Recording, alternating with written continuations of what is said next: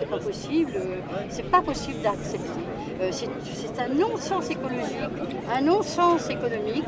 Et toute la fraude qui a entaché toute la gestion de M. Lebard, eh ben, elle va être dénoncée. Et ceux qui la soutiendront, ben, ils prendront leurs responsabilités.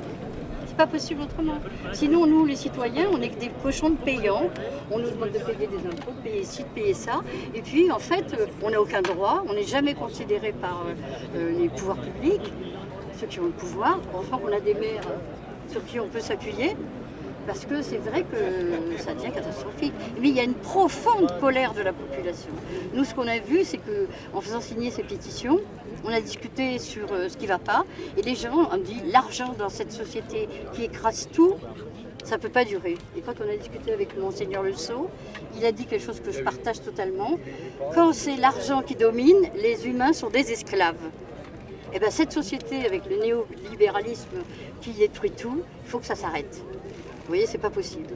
Il y a aussi, on a entendu M. Macron dire que le capitalisme était devenu faux. Oui, c'est vrai, nous on le pense depuis longtemps. Mais en attendant, qu'est-ce qu'il fait pour empêcher ça? Il devrait nationaliser temporairement Arjowigging, s'il voulait que le capitalisme fou s'arrête. Pourquoi il ne le fait pas? Alors c'est du blablabla, c'est du blablabla. Monsieur le maire, pareil, Bruno Le Maire, qui ne nous a jamais répondu. Ça aussi, c'est scandaleux.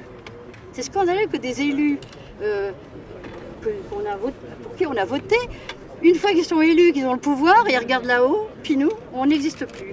Ça, les gens en ont ras-le-bol. Ras-le-bol, ras-le-bol.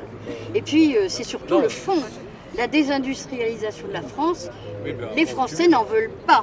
Parce qu'on a perdu la sidérurgie, on a perdu le textile, on a perdu la chimie. Là, maintenant, c'est la filière papetière. Et donc, je vous annonce que le 12 octobre, nous participerons à la 25e heure du livre donc au Mans. Et on va traiter la question de l'avenir de la filière papier. Parce qu'on a des contacts partout en France, des gens, des éditeurs, des auteurs, des graphistes, des imprimeurs qui disent « mais pourquoi on ne peut plus imprimer, travailler sur du papier français ?» Et donc ça n'est plus tolérable. C'est ça le fond. Alors après, on a sorti un texte il n'y a pas très longtemps où on disait « c'est l'heure du choix ». Oui, c'est l'heure du choix. Est-ce qu'on va accepter cette voie-là de la destruction de ce qu'a été la France en n'étant plus rien, hein. On nous voue au tourisme, attendez. Nous, on voit bien dans la Sarthe, les gens rigolent quand on leur dit ça. Ils disent, comment le tourisme? Mais vous voulez qu'on se déguise en petite pépé et mémé danseurs sartois pour animer les touristes qui vont venir? Mais où ils vont venir, les touristes?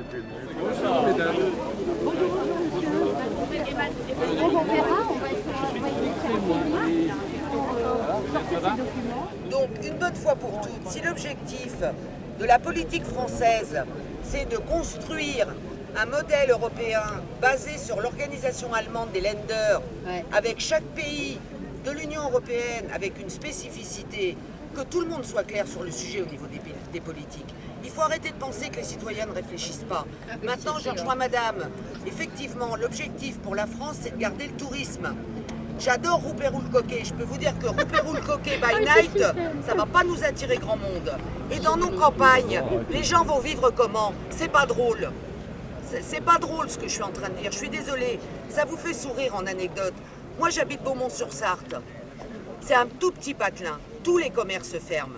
Mais par contre, ma voisine qui a 80 ans, elle vient régulièrement pleurer chez moi. Je fais comment? Parce que quand je veux faire des démarches, c'est tout par Internet. Mais ma Sylvie, moi j'ai pas Internet, je sais pas comment ça fonctionne. Et ça fait rire tout le monde, ça. Je trouve ça lamentable. Lamentable. C'est quoi cette société? On nous prône la solidarité, il faut faire des dons à droite à gauche. Parce que le gouvernement se désengage de tout. C'est aux citoyens de s'aider les uns les autres. Le gouvernement se désengage de tout. Et par contre, ça les fait rire. Ça les fait rire. 40 milliards qui ont été donnés l'année dernière aux entreprises. Contre quoi?